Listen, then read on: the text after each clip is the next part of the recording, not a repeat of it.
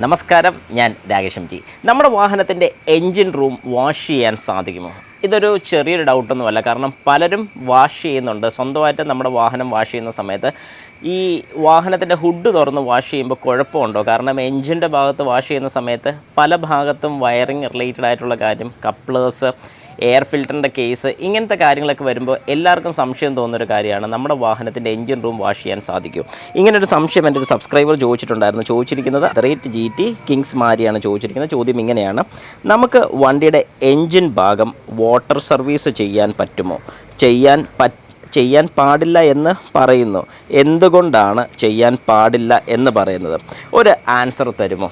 Yes, sure ആയിട്ടും. ശരിക്കും ചെയ്യാൻ പാടില്ല എന്ന് പറയുന്നത് പുതിയ മോഡൽ ഹൈബ്രിഡ് വെഹിക്കിൾസിൻ്റെയാണ് ഏറ്റവും കൂടുതൽ പറയുന്നത്. പിന്നെ പഴയ കാലഘട്ടത്തിൽ കാർബറേറ്റർ വാഹനത്തിൻ്റെ വാഷിങ്ങിന് പലരും ഈ ഒരു പ്രശ്നം പറയുന്നുണ്ടായിരുന്നു. അത് പറയുന്നത് വേറൊന്നും കൊണ്ടല്ല, ഡിസ്ട്രിബ്യൂട്ടർ അസംബ്ലിയുടെ മേളത്തെ പോർഷനിൽ കൂടെ അകത്തോട്ട് വെള്ളം ഇറങ്ങാനുള്ള ചാൻസസ് വളരെ കൂടുതലായിരുന്നു പഴയ കാർബറേറ്റർ സിസ്റ്റമുള്ള വാഹനം. അതിനുശേഷം MBFI വന്നതിന് ശേഷം ഈ പറയുന്ന പോലെ ഒരു എൻജിൻ റൂം വാഷിങ് വലിയ ബുദ്ധിമുട്ടുള്ളൊരു കാര്യം ഒന്നുമല്ല.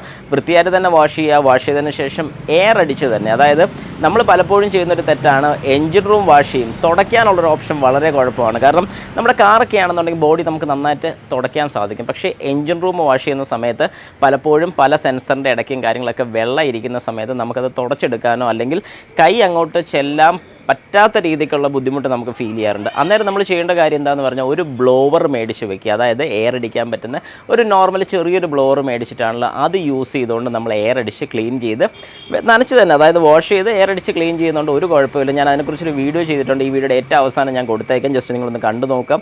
നിങ്ങൾക്ക് മനസ്സിലാക്കാൻ സാധിക്കും എങ്ങനെയാണ് ഒരു വാഹനത്തിൻ്റെ എൻജിൻ റൂം വാഷ് ചെയ്യാൻ സാധിക്കുന്നതെന്നുള്ളത്. അതുപോലെ തന്നെ ചെയ്യാൻ പാടില്ലാത്ത വാഹനമാണ് ഹൈബ്രിഡ് വെഹിക്കിൾസ്, അതായത് EVയും ഹൈബ്രിഡും. ഈ രണ്ട് വെഹിക്കിൾസിലും ചെയ്യാൻ പാടില്ല. കാരണം യൂണിറ്റ്സും കാര്യങ്ങളൊക്കെ, അതായത് ഇതിൻ്റെ EVയുടെ കൺവേർട്ടേഴ്സ് എല്ലാം, അതായത് നമ്മുടെ ലോ വോൾട്ടേജിൽ നിന്ന് ഹൈ വോൾട്ടേജിലോട്ടൊക്കെ കൺവേർട്ട് ചെയ്യുന്ന കൺവേർട്ടേഴ്സ് വരുന്നുള്ളതുകൊണ്ട് അതിലോട്ട് വെള്ളമോ കാര്യങ്ങളൊക്കെ എങ്ങനെയെങ്കിലും ഉള്ളിലോട്ട് ഇറങ്ങിക്കഴിഞ്ഞാൽ വാഷ് ചെയ്യുന്ന ആൾക്ക് പണി കിട്ടാനുള്ള സാധ്യത വളരെ കൂടുതലാണ്. അതുകൊണ്ടാണ് ശരിക്കും EV വെഹിക്കിൾസും ഹൈബ്രിഡ് വെഹിക്കിൾസും ഒരു കാരണവശാലും എൻജിൻ റൂം തുറന്ന് വാഷ് ചെയ്യാൻ പാടില്ല എന്നെടുത്ത് പറയുന്നത്. അല്ലാതെ ബാക്കിയുള്ള വാഹനങ്ങളൊക്കെ നിങ്ങൾക്ക് ധൈര്യമായിട്ട് തന്നെ അതിൻ്റെ എൻജിൻ റൂം വാഷ് ചെയ്യാൻ സാധിക്കും.